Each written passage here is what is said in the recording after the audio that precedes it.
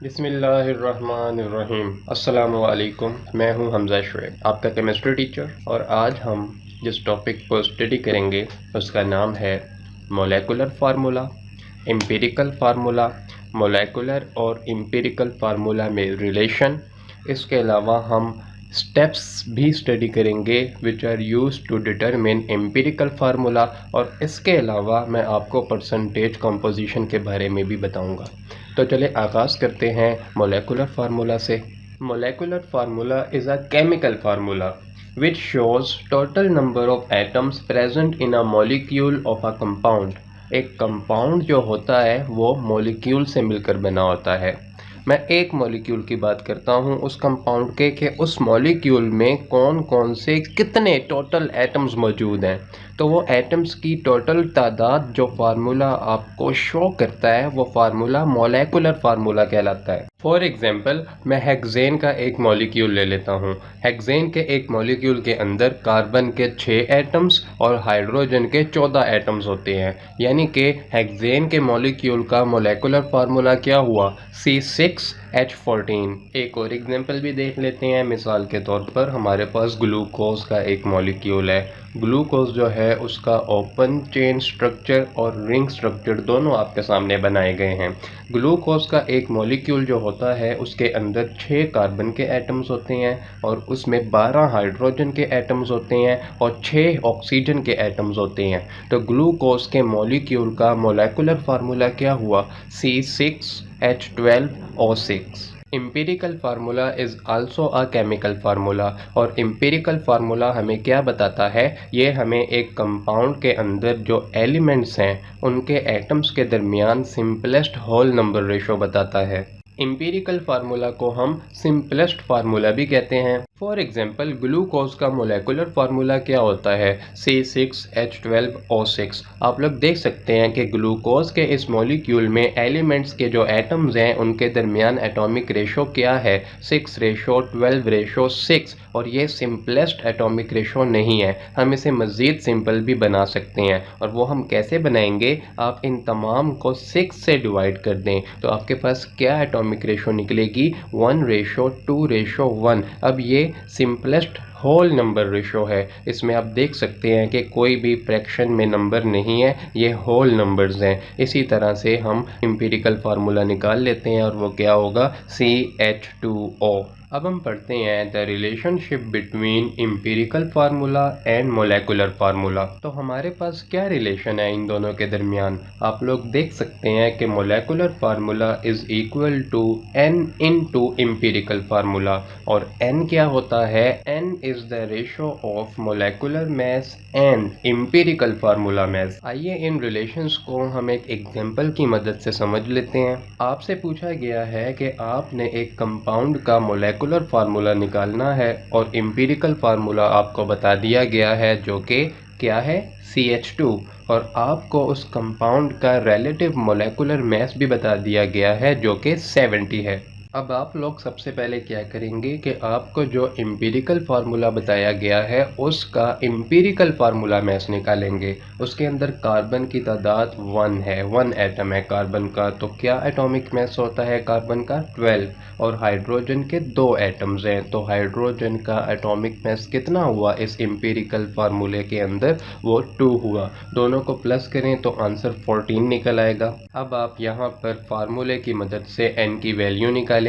N is equal to molecular mass divided by empirical formula mass. 70 जो कि molecular mass है वो बटे में ऊपर आ जाएगा, और 14 जो कि एम्पिरिकल फार्मूला मास है वो बटे में नीचे आ जाएगा। जब आप इसे सॉल्व करेंगे तो आपके पास n की वैल्यू क्या आएगी, 5। Now we will put the value of n in the relationship that we studied above, that is the molecular formula is equal to n into empirical formula। फिर आपके पास मोलेकुलर फार्मूला भी आ जाएगा और वो क्या होगा, C5H10। अब हम मोलेकुलर और एम्पिरिकल फार्मूला को मज़ीद थोड़ी डिटेल के साथ पढ़ लेते हैं। पहले हमारे पास आ जाते हैं कोवेलेंट कंपाउंड्स, और आप लोगों को पता है कि कोवेलेंट कंपाउंड्स जो होते हैं ये मॉलिक्यूल्स की फॉर्म में एग्जिस्ट करते हैं, और जो चीज़ मॉलिक्यूल की फॉर्म में एग्जिस्ट करती है उसका मोलेकुलर फार्मूला भी होता है और एम्पिरिकल फार्मूला भी होता है। ये बात आपने याद रखनी है। ऐसे कोवेलेंट कंपाउंड्स जिनके लिए n की वैल्यू क्या होती है, यूनिटी, उन कोवेलेंट कंपाउंड्स का मोलेकुलर फार्मूला और एम्पिरिकल फार्मूला सेम होता है। For example water, ammonia, carbon dioxide and sucrose, इनका मोलेकुलर फार्मूला और एम्पिरिकल फार्मूला सेम है। इसके अलावा एथेनॉल भी एक एग्जांपल है इस केस की। और ऐसे कोवेलेंट कंपाउंड्स जिनके लिए n की वैल्यू यूनिटी नहीं होती, तो ऐसे कोवेलेंट कंपाउंड्स का डिफरेंट मोलेकुलर फार्मूला और एम्पिरिकल फार्मूला होता है। मिसाल के तौर पर आप बेंजीन की बात कर लें, बेंजीन का मोलेकुलर फार्मूला होता है C6H6 और एम्पिरिकल फार्मूला CH। और ग्लूकोज की बात तो अभी हम करके ही आए हैं, ग्लूकोज का मोलेकुलर फार्मूला क्या होता है, C6H12O6 और एम्पिरिकल फार्मूला क्या होता है, CH2O। और आपको पता ही है कि एक्सेप्शंस आर ऑलवेज देयर। हम लोग यहाँ पर एक एक्सेप्शन को भी स्टडी करेंगे, और वो कौन सा कोवेलेंट कंपाउंड है, वो SiO2 सिलिका है। सिलिका जो होता है ये एक कोवेलेंट कंपाउंड तो है, लेकिन ये मॉलिक्यूल की फॉर्म में नहीं बल्कि लैटिस क्रिस्टलाइन फॉर्म में एग्जिस्ट करता है। और जो चीज़ लैटिस या क्रिस्टलाइन फॉर्म कह लें उसमें एग्जिस्ट करती है तो उसका मोलेकुलर फार्मूला नहीं होता बल्कि उसका एम्पिरिकल फार्मूला होता है। यानी SiO2 जो है ये सिलिका का एम्पिरिकल फार्मूला कहलाएगा, इसे आप मोलेकुलर फार्मूला नहीं कह सकते। आपने 9-10 में एक कॉन्सेप्ट पढ़ा हुआ है आइसोमर्स का, और आप इसे मज़ीद सेकंड ईयर में जाकर भी पढ़ेंगे। आइसोमर्स क्या होते हैं कि ऐसे कंपाउंड्स जिनका मोलेकुलर फार्मूला तो सेम होता है लेकिन उनका स्ट्रक्चरल फार्मूला डिफरेंट होता है, उन्हें हम आइसोमर्स कहते हैं। मिसाल के तौर पर आप ग्लूकोज की बात कर लो, ग्लूकोज का जो मोलेकुलर फार्मूला है वही फ्रुक्टोज का भी होता है और गैलेक्टोज का भी होता है, यानी ये तीनों एक दूसरे के आइसोमर्स कहलाए। ज़रा आप सर्च करके बताएं कि एम्पिरिकल फार्मूला जिन कंपाउंड्स का सेम होता है, मिसाल के तौर पर बेंजीन और एसिटाइलिन, इनका एम्पिरिकल फार्मूला CH है। तो ऐसे कंपाउंड जिनका एम्पिरिकल फार्मूला सेम होता है उसे आप क्या कहते हैं जी। तो चलें अब हम आयनिक कंपाउंड्स की तरफ आ जाते हैं। आप लोगों को अच्छे से पता है कि आयनिक कंपाउंड्स जो होते हैं ये मॉलिक्यूल्स की फॉर्म में एग्जिस्ट नहीं करते, ये क्रिस्टलाइन फॉर्म में एग्जिस्ट करते हैं। और जो चीज़ क्रिस्टलाइन फॉर्म में एग्जिस्ट करती है उसका मोलेकुलर फार्मूला नहीं होता बल्कि उसका एम्पिरिकल फार्मूला होता है। आप लोग चैप्टर 4 में जाके क्रिस्टल लैटिस को बहुत डिटेल से स्टडी करेंगे, और जो क्रिस्टल है इसकी क्लासिफिकेशन भी पढ़ेंगे। बहुत सारी बातें आपका इंतज़ार कर रही हैं चैप्टर 4 के अंदर, तो वहाँ पे जाकर आप NaCl का क्रिस्टल लैटिस भी देखेंगे। तो वहाँ पे जाएंगे तो आपको डिटेल से ये बातें और बताई जाएंगी और आपको बेहतर तरीके से समझ आ जाएगी। इसी तरह आप मैग्नीशियम ऑक्साइड को भी देख सकते हैं कि ये भी क्रिस्टल की फॉर्म में एग्जिस्ट करता है, इसलिए मैग्नीशियम ऑक्साइड जो है ये एम्पिरिकल फार्मूला हुआ, इसे आप मोलेकुलर फार्मूला नहीं कहेंगे। नेक्स्ट हम चलते हैं steps involved in the determination of empirical formula. मैं एम्पिरिकल फार्मूला निकालना चाहता हूँ किसी कंपाउंड का, तो उसके लिए मुझे 4 स्टेप्स को फॉलो करना होगा। हम 1 बाय 1 इन स्टेप्स को डिटेल के साथ पढ़ लेते हैं। फर्स्ट स्टेप है हमारे पास डिटर्मिनेशन ऑफ परसेंटेज कंपोजिशन।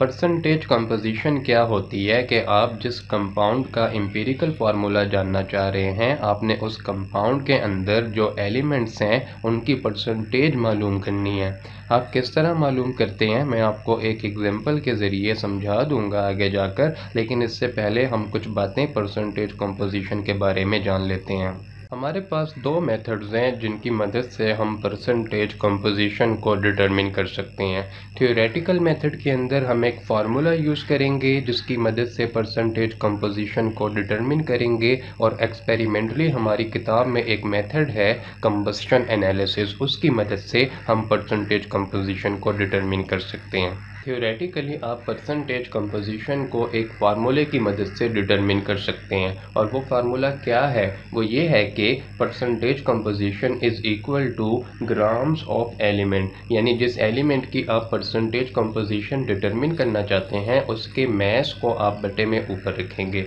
और बटे के नीचे आपने उस कंपाउंड का जो मोलेकुलर मैस है उसे लिख देना है, और इसकी रेशो को आपने 100 से मल्टीप्लाई कर देना है, तो आपके पास उस एलिमेंट की परसेंटेज कंपोजिशन निकल आएगी। अब हम इस परसेंटेज कंपोजिशन को एक मिसाल के ज़रिए अच्छे से समझ लेते हैं, और एक मिसाल हमारे पास दी गई है, find the percentage composition of each element in water. Solution की तरफ आते हैं तो आप लोगों को वाटर का केमिकल फार्मूला तो पता ही होगा जो कि H2O है, और वाटर का मोलेकुलर मैस भी आप लोग जानते होंगे जो कि 18 ग्राम होता है। वाटर के अंदर हाइड्रोजन की कितनी अमाउंट प्रेजेंट है? हाइड्रोजन के 2 एटम्स मौजूद होते हैं वाटर के एक मॉलिक्यूल के अंदर, तो हाइड्रोजन का मैस कितना निकलेगा? 2 ग्राम। और ऑक्सीजन का कितना मैस हमारे पास निकल आएगा? 16 ग्राम। अब हम इन दोनों एलिमेंट्स के लिए परसेंटेज कंपोजिशन का फार्मूला लगा देते हैं। हाइड्रोजन का परसेंटेज मैस कितना निकलेगा? आपको पता है परसेंटेज कंपोजिशन का जो फार्मूला है, बटे के ऊपर हाइड्रोजन के ग्राम्स लिखने हैं और बटे के नीचे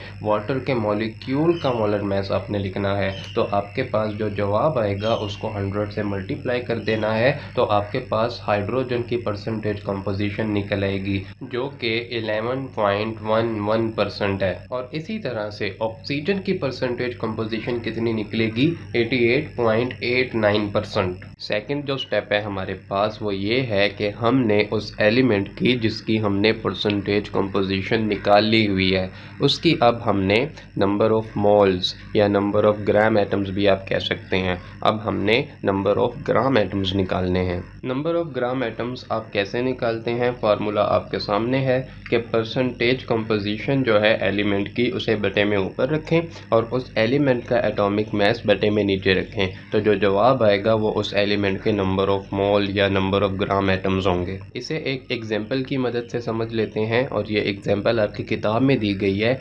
एस्कॉर्बिक एसिड जिसे आप विटामिन सी कहते हैं, उसके अंदर कार्बन की परसेंटेज आपके सामने गिवन है 40.92%, और हाइड्रोजन की जो परसेंटेज कंपोजिशन है वो 4.58%, और ऑक्सीजन की जो परसेंटेज कंपोजिशन है वो 54.5% दी गई है। आप लोगों ने नंबर ऑफ ग्राम एटम्स निकालने हैं इन एलिमेंट्स के।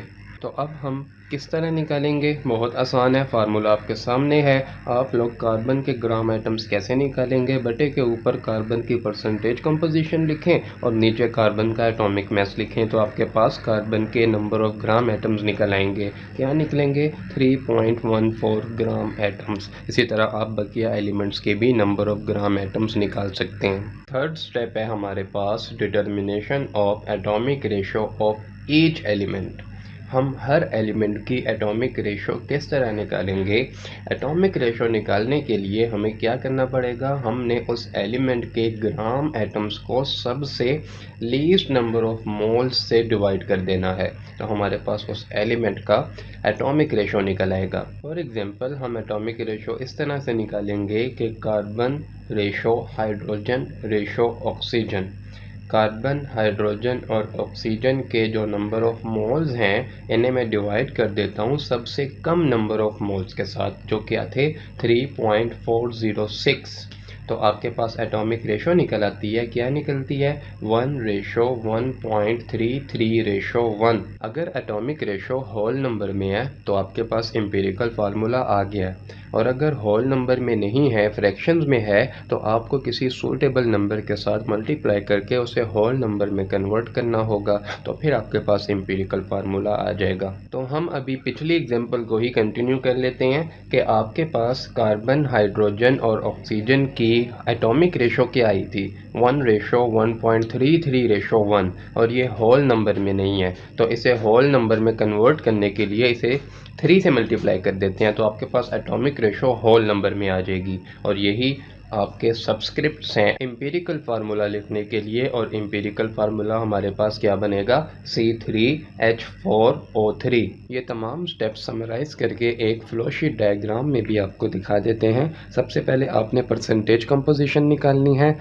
फिर आपने नंबर ऑफ ग्राम एटम्स निकालने हैं, और फिर आपने उसकी एटॉमिक रेशो निकालनी है। अगर वो होल नंबर में हो तो आपका एम्पिरिकल फार्मूला निकल आया है, और अगर वो होल नंबर में ना हो तो आपने उसको होल नंबर में कन्वर्ट करना है, और फिर आपके पास आपका एम्पिरिकल फार्मूला निकल आएगा। तो ये था हमारा आज का लेक्चर। मेरी दुआ है कि अल्लाह ताला आप सबको कामयाब करे। तो मुलाकात होती है हमारी अगले लेक्चर में, तब तक के लिए अल्लाह हाफिज़।